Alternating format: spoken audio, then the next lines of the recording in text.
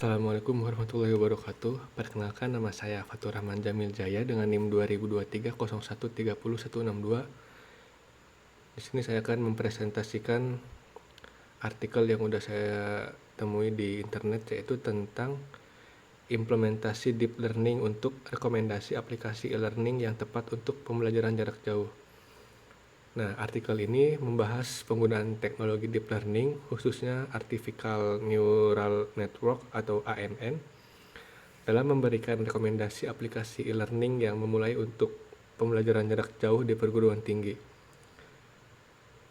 Dengan semakin berkembangnya metode pembelajaran daring, banyak platform yang tepat menjadi faktor penting dalam efektivitas proses belajar mengajar. Namun, perbedaan preferensi dosen dalam menggunakan berbagai aplikasi e-learning sering kali menyebabkan mahasiswa harus beradaptasi dengan sistem yang berbeda, yang bisa menimbulkan kendala dalam pembelajaran.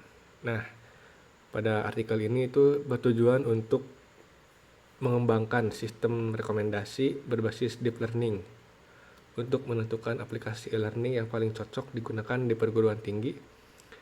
Dengan pendekatan ini, mahasiswa dan dosen dapat menggunakan satu platform utama yang paling sesuai dengan kebutuhan akademik mereka, sehingga meningkatkan efektivitas pembelajaran. Nah, metodologi penelitian ini dilakukan beberapa tahap. Yang pertama itu pengumpulan data, yang kedua implementasi deep learning, yang ketiga instrumen penelitian, yang keempat teknik pengumpulan data, yang kelima hasil dan pembahasan. Oke. Nah, saya akan menjelaskan implementasi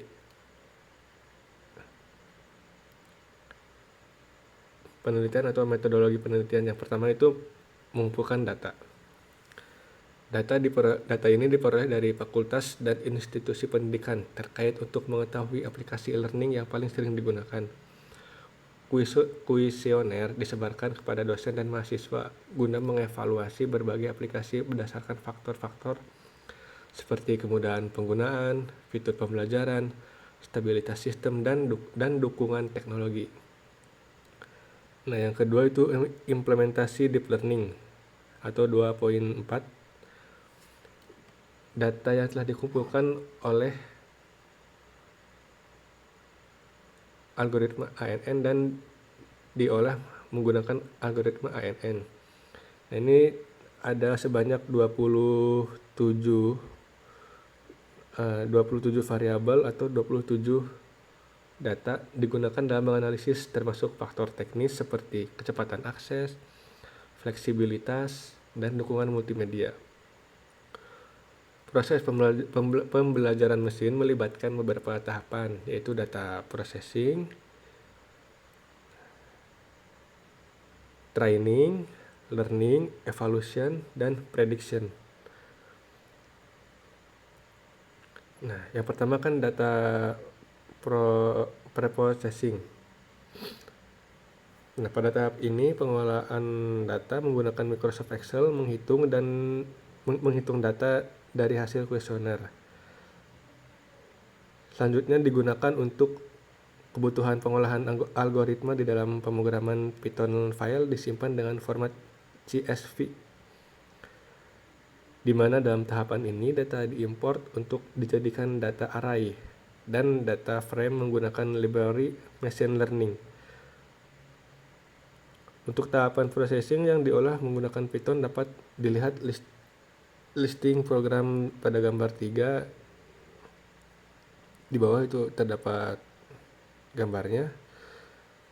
Nah, terus kemudian pemilihan data. Nah, pada proses pemilihan data yaitu memisahkan variabel dengan target. Di sini atribut X1 sampai X27 adalah variabel X, sedangkan atribut target adalah variabel Y sebagai output. Listing program untuk pemilihan data ditunjukkan pada gambar 4. Nah, di bawah ini itu gambar 4 yaitu tentang listing program pemilihan data. Terus training validation test split. Pada tahap ini, menentukan nilai training dari jumlah data 197 sampel digunakan untuk proses training sebanyak 105 sampel. Nah, kemudian ada learning. Learning ini yaitu pada tahapan ini hasil pembelajaran dilakukan dengan algoritma pembelajaran ditampilkan. Kemudian di bawah itu terdapat pemrograman Python di mana ANN jenis deep learning membutuhkan library keras. Nah, berikut list program dapat dilihat pada gambar 7 di bawah. Kemudian evaluation. Nah, pada evaluation melakukan evaluasi dari beberapa parameter yang digunakan untuk mencapai hasil maksimal untuk memprediksi aplikasi e-learning yang direkomendasikan. Prediksi atau prediction yaitu tahap akhir dari ANN. Hasil yang didapatkan berupa klasifikasi hasil akhir dari tes data yang telah dilakukan learning. Nah, berikut listing program untuk prediksi dapat dilihat pada gambar 8 yaitu di bawah ini.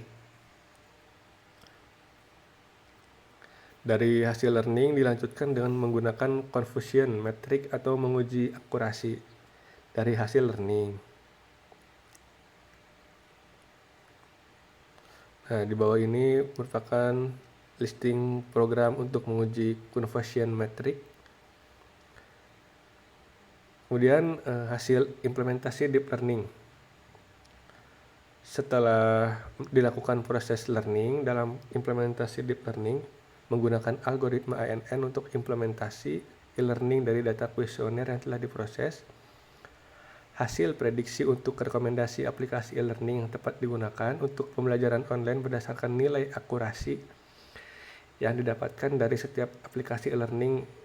Berikut listing program untuk melihat hasil akurasi dapat ditunjukkan pada gambar 11 atau di bawah ini. Nah, dari tabel 7 itu menunjukkan bahwa akurasi yang dihasilkan oleh aplikasi modal lebih tinggi disebanding aplikasi e-learning lainnya. Maka itu rekomendasi aplikasi e-learning yang tepat digunakan adalah aplikasi modal. Nah, kesimpulan dari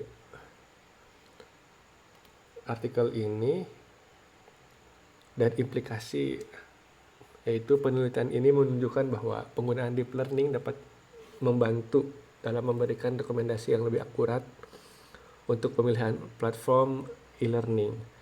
Implementasi sistem berbasis ANN memungkinkan institusi pendidikan untuk memilih platform yang paling sesuai dengan kebutuhan akademik mereka. Dengan menggunakan rekomendasi ini,